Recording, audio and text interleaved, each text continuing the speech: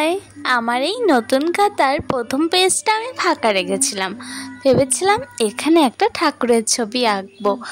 অনেক ভেবেছি কি আঁকবো, হঠাৎই মনে হলো কালী ঠাকুর আঁকি, যেখানে আমি কলকাও করতে পারবো। তাই মা কালীর ছবিটা এঁকে নিয়েছি, কিন্তু সমস্যা তো আর পিছন ছাড়ছে না। রং করতে গিয়ে অনেক সমস্যায় পড়েছি। এই খাতায় প্রথমে কিন্তু আমি একটা ওয়াটার কালার করেছিলাম, যেখানে রং প্রচুর পরিমাণে শুষে নিচ্ছিল। সেম অ্যাক্রিলিকের ক্ষেত্রেও হলো, হ্যাঁ এটা আমি অ্যাক্রিলিক দিয়ে করছি। এটা অ্যাক্রিলিকের পেপার নয়, কিন্তু এর আগে এর থেকেও পাতলা পেপারে আমি অ্যাক্রিলিক করেছি, যেটা খুব সুন্দরভাবে হয়েছে।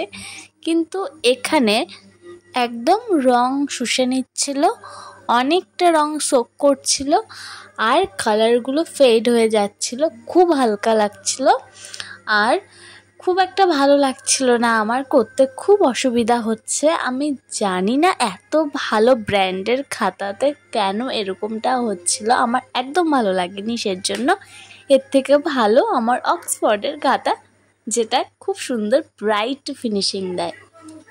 যাই হোক, তারপরে তো আস্তে আস্তে করছি। এখানে আমি বটলের অ্যাক্রিলিকগুলোই ব্যবহার করছি, ক্যামেলের ফ্যাব্রিকার।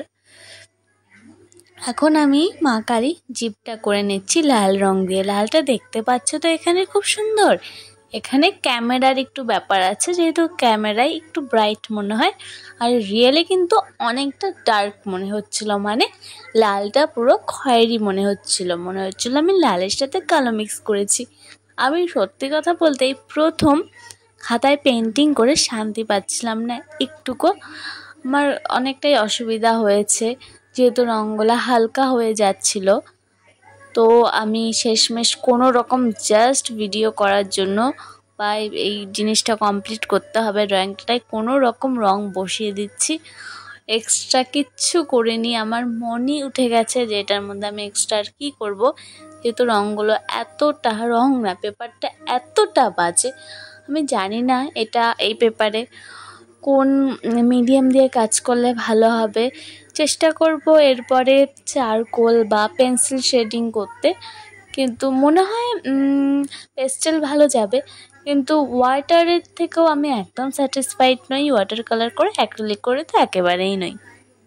তো এখন আমি যেটা ইচ্ছে ছিল মা কালীর কপালের কলকা, তো কপালের কলকাটা করার চেষ্টা করছি। খুব সিম্পল রেখেছি, ইচ্ছে করছিল না তাই করলাম আর কি। কোনো রকম ভালো কোনো ডিজাইন তো দিতে পারিনি।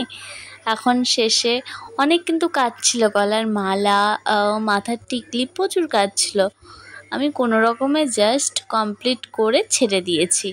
তোমাদের কেমন লাগলো জানিও। আমার তো খুব অসুবিধা হয়েছে কাজটা করতে। জয় মা কালী।